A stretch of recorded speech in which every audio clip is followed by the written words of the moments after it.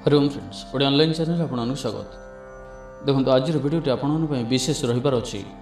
आमे किछि दिन तले प्रश्न भविष्य पर एक कार्यक्रम जहाँकि आपणकर भविष्य को नहीं एक वीडियो प्रस्तुत करूँ जो थी कि 11टी नाम रही एवं से ही नाम आधार में आपण भविष्य आपड़ जानी एवं से ही वीडियोटी को आपण अधिक अधिक पसंद करते किंतु से ही वीडियोटी सिलेक्शन करने आपण हुए तो किछि कष्ट अनुभूति होइथिबो कारण आपण किछि कमेंट कही तो यह भिडियोटी आम आपण अति सुंदर भाव में अति सहजरे ही किपरि आपणकर भविष्य जानीपारे आपणकर मनर इच्छा को जानीपारे आम ये भिडियोटी प्रस्तुत करियछु।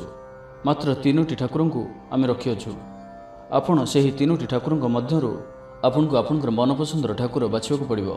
देखंतु भगवान गणेश हुंतु, भगवान देवदेव महादेव हुंतु कि श्रीकृष्ण आम 3टी देवता को अति श्रद्धा और भक्तिर सहित पूजा करिथाउ एवं जदि कह जाए कि आप 3टी मध्यरु काहाकु बाछंतु कि केमिति आम बाछिबा आमको तो 3टी जाक ठाकुर भल लागंती किंतु यह एक वीडियो मात्र किंतु यह जानतु आपणकर भविष्य को नहीं प्रश्न भविष्यर एक कार्यक्रम जहाँकि आम आपण को किछि बाछिବାକୁ कहिछु किछि ठाकुर को आपणकर पसंदर ठाकुर को बाछिବାକୁ कहिछु एवं ताहाद्यरु आम आपणकर भविष्य निर्धारण करिबु।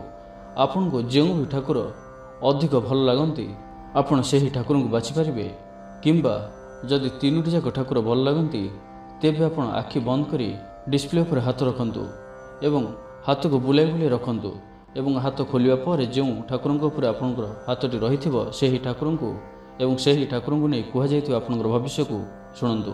3टी ठाकुर मध्यरु कौनसी गोटे ठाकुर को बाछंतु जो भी ठाकुर को बाछंतु ना कहीं आपण गोटे ठाकुर को ही बाछंतु। 3टी जाकंकर भविष्य आपण शुणिले आपण को द्वंद्व हो पारे आपण मध्य द्वंद्व हो पारे।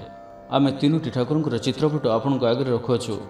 भगवान श्री गणेश, भगवान हर हर महादेव और भगवान श्रीकृष्ण यही 3टी मध्यरु आपण बाछंतु आपणकर मन पसंदर गोटे ठाकुर। आपण को 10 सेकेंड समय दिगला जदि आपणकर पसंदर ठाकुर को बाछुंते बाछंतु नहीं तो आखि बंद करी हाथ को बुलाई करी कौन गोटे ठाकुर हाथ रखंतु एवं हाथ केउंठ रही अछि तो से ठाकुर को ही आप निर्णय नियंतु।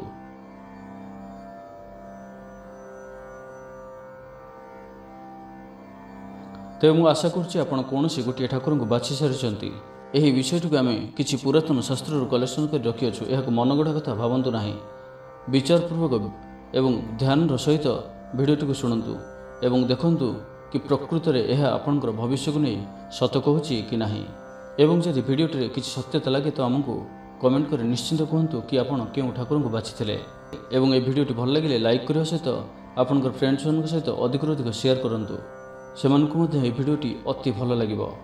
तो आसंतु आरंभ करिबा प्रथमे श्री गणेश जी ठारू कारण भगवान गणेश जी अग्रपूज्य अटंती से सबुठारू प्रथमे ही पूजा पाई थांती।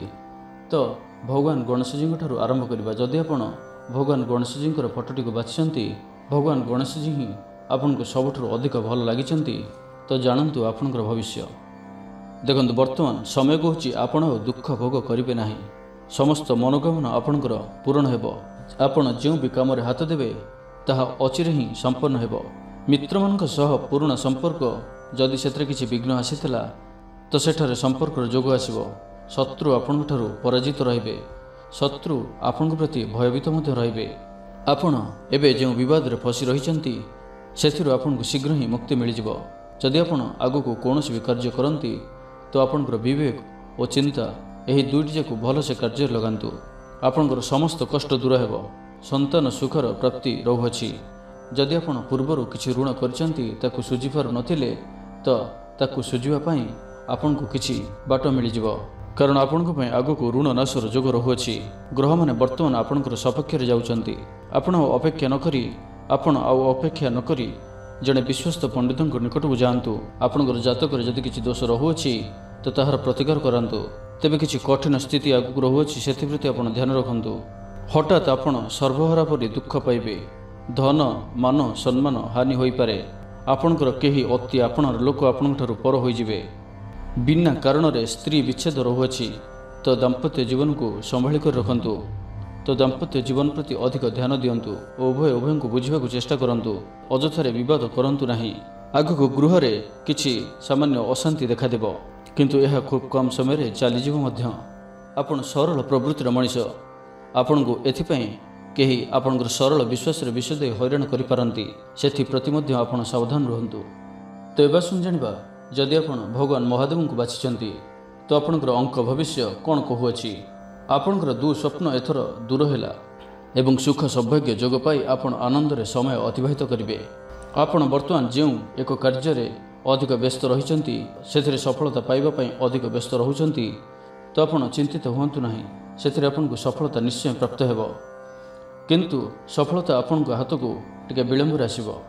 ମନ୍ଦ ଦଶା ଯୋଗୁଁ କିଛି ଅଶାନ୍ତି ଭୋଗ କରୁଛନ୍ତି। ଗ୍ରହଦଶା ମନ୍ଦ ହେତୁ ଆପଣ ଏହା ମଧ୍ୟରେ ଅନେକ ଯନ୍ତ୍ରଣା ଭୋଗ କରିସାରିଛନ୍ତି, କିନ୍ତୁ ଏଥର ସେପରି ଫଳ ଆଉ ଆପଣ ଭୋଗ କରିବେ ନାହିଁ। ରୋଗ ପୀଡ଼ା ଦୂର ହେବ, ମାନସିକ ଚିନ୍ତା ସବୁ ଦୂର ହେବ। ଆପଣଙ୍କର ଜୀବଦଶା ମଧ୍ୟରେ 2-3ଟି ମନ୍ଦ ଦଶାର ଭୋଗ ରହିବ। ଆପଣଙ୍କର ଜୀବଦଶା ମଧ୍ୟରେ 2-3ଟି ମନ୍ଦ ଦଶାର ଭୋଗ ହେବ, ଅର୍ଥାତ୍ ଆପଣଙ୍କର ଆଗାମୀ ଜୀବନ ମଧ୍ୟରେ, ସମ୍ପୂର୍ଣ୍ଣ ଜୀବନ ମଧ୍ୟରେ 3ଟି ମନ୍ଦ ଦଶା ଭୋଗ ହେବ। ତ ସେହି ଦଶା ସମୟରେ ଆପଣଙ୍କୁ ସତର୍କ ରହିବା ଅପେକ୍ଷା ପଣ୍ଡିତଙ୍କ ଦ୍ୱାରା ଜାତକ ଦେଖାଇ ତାହାର ପ୍ରତିକାର କରାଇ ନିଅନ୍ତୁ। ଯଦି ତାହା ନ କରିପାରନ୍ତି ତାହେଲେ ରୂପା ମୁଦିରେ ମୁଙ୍ଗା ପଥରକୁ ବସାଇ ତାହାକୁ ଧାରଣ କରନ୍ତୁ। ଏହା ଆପଣଙ୍କୁ ସମସ୍ତ ବିପଦରୁ ରକ୍ଷା କରିବ। ଦେଖନ୍ତୁ, ଆପଣ ବହୁଦିନ ହେଲା ପଦଦଶା ଭୋଗ କରି ଆସୁଥିଲେ। ରୋଜଗାର କମ୍ ବେଳେ ଧନ ବ୍ୟୟ ଅଧିକ ରହୁଥିଲା, କିନ୍ତୁ ବର୍ତ୍ତମାନ ନିମନ୍ତେ ବେଶ୍ ଶୁଭ ସମୟ ପ୍ରବେଶ କରିଅଛି। ସନ୍ତାନ ବାବଦରେ ସୁଖ ସମୟ ପାଇବେ। ସମସ୍ତ ବିଘ୍ନ ବିନାଶକର ସମୟ ଆସିଅଛି। ମନ ମଧ୍ୟରେ ନୂଆ ଭାବନା ସୃଷ୍ଟି ହେବ। ଆପଣ ଯାହାଙ୍କ ପ୍ରତି ପୂର୍ବରୁ ଆସକ୍ତି ଆଣିଥିଲେ ତାହାଙ୍କୁ ଯେତେ ଶୀଘ୍ର ପାରିବେ ଦୂରେଇ ଦିଅନ୍ତୁ, କାରଣ ସେ ହିଁ ଆପଣଙ୍କର ଦୁଃଖର କାରଣ ହେବାର ଅଛନ୍ତି। ଆପଣ କାହା ପ୍ରତି ବି ଅଧିକ ଆବଶ୍ୟକତାଠାରୁ ଅଧିକ ଆସକ୍ତ ହୁଅନ୍ତୁ ନାହିଁ। ନିଜର ଏବଂ ନିଜର ଭବିଷ୍ୟତ ଉପରେ ଅଧିକ ଧ୍ୟାନ ଦିଅନ୍ତୁ। ଧୈର୍ଯ୍ୟ ରଖନ୍ତୁ, ପ୍ରତ୍ୟେକ କାର୍ଯ୍ୟରେ ଧୈର୍ଯ୍ୟ ରଖନ୍ତୁ। ଈଶ୍ୱରଙ୍କଠାରେ ଧ୍ୟାନ ରଖନ୍ତୁ, ସବୁ ଦୁଃଖ ଦୂର ହେବ। ଯାହା ବି ସମସ୍ୟା ରହିଅଛି ଭଗବାନଙ୍କ ପାଖରେ ପ୍ରାର୍ଥନା କରନ୍ତୁ। ଆପଣଙ୍କର ପ୍ରତ୍ୟେକ ଦୁଃଖ ଶୀଘ୍ର ହିଁ ଦୂର ହୋଇଯିବ। ଭଗବାନ ମହାଦେବ ଶୀଘ୍ର ହିଁ ପ୍ରସନ୍ନ ହୋଇଥାନ୍ତି। ତ ଆପଣ ତାଙ୍କୁ ମନ ମଧ୍ୟରେ ଭକ୍ତି ଅଧିକ ଥାଉ କି କମ୍ ଥାଉ, ସେଥିରେ କିଛି ଯାଏଆସେ ନାହିଁ। ଭଗବାନ ପିମ୍ପୁଡ଼ିର ପଦଧ୍ୱନି ବି ଶୁଣିପାରନ୍ତି। ତ ଆପଣଙ୍କର ମନ ମଧ୍ୟରେ କିଞ୍ଚିତ ମଧ୍ୟରେ ଯଦି ଆପଣ ସତ୍ୟ କହୁଥାନ୍ତି ତ ଭଗବାନ ନିଶ୍ଚୟ ହିଁ ଶୁଣିବେ। ତ ଯାହା ବି ଆପଣଙ୍କର ଦୁଃଖ କଷ୍ଟ ରହିଅଛି ତାହାକୁ ଭଗବାନଙ୍କ ନିକଟରେ କୁହନ୍ତୁ, ତ ଆପଣ ଶୀଘ୍ର ହିଁ ସେସବୁ ସମସ୍ୟାରୁ ଦୂରେଇ ଯିବେ। ଏବେ ଆସନ୍ତୁ ଜାଣିବା, ଯଦି ଆପଣ ଭଗବାନ ଶ୍ରୀକୃଷ୍ଣଙ୍କୁ ବାଛିଛନ୍ତି ତ ଜାଣିନିଅନ୍ତୁ କି ଆପଣ ବହୁତ ହିଁ ସୁନ୍ଦର ବ୍ୟକ୍ତିତ୍ୱ ସମ୍ପନ୍ନ ବ୍ୟକ୍ତି।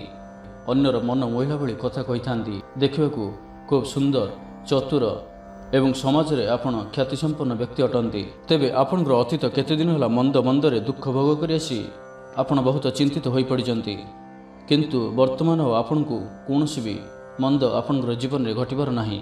ଆଗରୁ ସନ୍ତାନମାନଙ୍କ ପାଇଁ ମଧ୍ୟ କିଛି ଦୁଃଖ ପାଉଥିଲେ, ପରିବାର ତରଫରୁ ମଧ୍ୟ ଆପଣଙ୍କୁ କିଛି ଦୁଃଖ ମିଳୁଥିଲା, କିନ୍ତୁ ଏବେ ଈଶ୍ୱରଙ୍କର ସୁଦୃଷ୍ଟି ଆସିଅଛି। ସନ୍ତାନ ସୁଖରେ ଆନନ୍ଦ ପାଇବେ। ଅପବ୍ୟୟ ଯାହା ଅଧିକ ହେଉଥିଲା ସେଥିରେ ମଧ୍ୟ ସୁଧାର ଆସିବ। ଆର୍ଥିକ ପରିସ୍ଥିତିରେ ଉନ୍ନତି ନଥିଲା, କିନ୍ତୁ ଏଥର ତାହା ଦୂର ହେବ। ଧନ ଆୟ ଯାହା ରହିବ ସେଥିରୁ ବ୍ୟୟ କମିଯିବ, ଅର୍ଥାତ୍ ଆପଣ ସଞ୍ଚୟ ଅଧିକ କରିପାରିବେ। ବର୍ତ୍ତମାନ ଆପଣ ନାନା ବ୍ୟସ୍ତତାରେ ପଡ଼ି ଛଟପଟ ହେଉଛନ୍ତି, ନାନା ଉଦ୍ବେଗ ଜାତ ହେଉଛି। କାର୍ଯ୍ୟରେ ବହିର୍ଭୂତ ଯୋଗ ଆପଣ ଚାହିଁ ଆସୁଛି। ଆପଣର ଲୋକ ପର ହୋଇଯାଉଛନ୍ତି। ଏପରି କିଛି ସ୍ଥିତି ଆପଣଙ୍କ ପାଖକୁ ଏବେ ଆସୁଅଛି ଯାହାକି ଆପଣ ଅନୁମାନ କରିପାରୁଛନ୍ତି। ଆପଣ ଏପରି ଅବସ୍ଥାରେ ପଡ଼ି ବିକଳ ହୋଇ ପ୍ରଶ୍ନ କରୁଛନ୍ତି ଓ ନିଜର ଭବିଷ୍ୟତ ଜାଣିବା ପାଇଁ ଏହି ଭିଡ଼ିଓଟିକୁ ଦେଖୁଛନ୍ତି। ତ ଶୁଣନ୍ତୁ, ଆପଣଙ୍କର ଗତ ଦଶା ଥିଲା ନିତାନ୍ତ ମନ୍ଦ ଦଶା। ଏପରି ଦଶା ଯେ ସେହି ଦଶା ଲାଗି ଆପଣ ସର୍ବହରା ହୋଇଯାଇଥାନ୍ତେ। ଈଶ୍ୱରଙ୍କ କୃପାରୁ ଆପଣଙ୍କର ସେତେ ଅସୁବିଧା ହୋଇନାହିଁ। ଆପଣ ଈଶ୍ୱରଙ୍କ ପ୍ରତି ଅଧିକ ଭକ୍ତିଭାବ ସମ୍ପନ୍ନ ବ୍ୟକ୍ତି। ଆପଣ ଆସ୍ତିକ ସ୍ୱଭାବର ବ୍ୟକ୍ତି। ଭଗବାନଙ୍କ ପ୍ରତି ଆପଣଙ୍କର ଗଭୀର ବିଶ୍ୱାସ ରହିଅଛି। ସେହି କାରଣରୁ ମଧ୍ୟ ଆପଣ ବହୁତ ବିପଦରୁ ରକ୍ଷା ପାଇସାରିଛନ୍ତି ଏବଂ ଆଗକୁ ମଧ୍ୟ ଈଶ୍ୱରଙ୍କ କୃପାରୁ ଆପଣଙ୍କର ଆଉ ସେତେ ଅସୁବିଧା ରହୁନାହିଁ। ଖରାପ ଫଳ ଯାହାକି ଆପଣଙ୍କ ଜୀବନରେ ଥିଲା ଆପଣଙ୍କ ପାଇଁ, ତାହା ସବୁ ଚାଲିଯାଇଅଛି। ଆପଣଙ୍କର ଶୁଭ ସମୟ ଏବେ ଆସିଯାଇଛି। ଆପଣଙ୍କର ସମାଜରେ ମାନ ସମ୍ମାନ ଓ ଖ୍ୟାତିର ବୃଦ୍ଧି ଘଟିବ। ଶତ୍ରୁ ଜୟ ଲାଭ କରିବେ। ଶତ୍ରୁମାନେ ବି ଆପଣଙ୍କଠାରୁ ଭୟଭୀତ ରହିବେ। ଶତ୍ରୁ ମିତ୍ର ମଧ୍ୟ ହୋଇଯାଇପାରନ୍ତି। ଧନ ଲାଗି ମଧ୍ୟ ଆଉ ଚିନ୍ତା ଆପଣଙ୍କର ରହିବ ନାହିଁ। ଧନଜନିତ ମଧ୍ୟ ସମସ୍ତ ସମସ୍ୟା ଦୂର ହେବ। ତ ଏହା ଥିଲା ପ୍ରଶ୍ନ ଭବିଷ୍ୟକୁ ନେଇ ଏକ ଭିଡ଼ିଓ, ଯାହାକି ଆମେ ପୁରାତନ ଶାସ୍ତ୍ରମାନଙ୍କୁ ସଂଗୃହୀତ କରି ଆପଣଙ୍କ ଆଗରେ ରଖିଅଛୁ। ତେବେ ଆପଣଙ୍କୁ ଏ ଭିଡ଼ିଓଟି କିପରି ଲାଗିଲା, କ'ଣ ଏହି ଭିଡ଼ିଓଟିରେ ଆପଣ କିଛି ସତ୍ୟତାର ସନ୍ଧାନ ପାଇଲେ ଏବଂ ଆପଣ କେଉଁ ଠାକୁରଙ୍କୁ ବାଛିଥିଲେ ତାହା ମଧ୍ୟ ଆମକୁ କମେଣ୍ଟ କରି କୁହନ୍ତୁ। ଏବଂ ଭିଡ଼ିଓଟି ଭଲ ଲାଗିଥିଲେ ଲାଇକ୍ କରିବା ସହିତ ଏ ଭିଡ଼ିଓଟିକୁ ଅନ୍ୟମାନଙ୍କ ସହ ଅଧିକରୁ ଅଧିକ ସେୟାର କରନ୍ତୁ, କାରଣ ଏ ଭିଡ଼ିଓଟି ସେମାନଙ୍କୁ ମଧ୍ୟ ଅତି ଭଲ ଲାଗିବ ଏବଂ ସେମାନେ ମଧ୍ୟ ସେମାନଙ୍କର ପ୍ରଶ୍ନର ଉତ୍ତର ପାଇପାରିବେ। ଏବଂ ଆମ ଚ୍ୟାନେଲକୁ ସବସ୍କ୍ରାଇବ୍ କରିବା ସହିତ ପାଖରେ ଥିବା ବେଲ୍ ଆଇକନ୍କୁ ମଧ୍ୟ ପ୍ରେସ୍ କରନ୍ତୁ, ଯାହାଫଳରେ ଆମେ ଯେଉଁ ଭିଡ଼ିଓ ଅପଲୋଡ଼ କରିବୁ ତାହା ଆପଣ ସର୍ବପ୍ରଥମେ ପାଇପାରିବେ। ଧନ୍ୟବାଦ।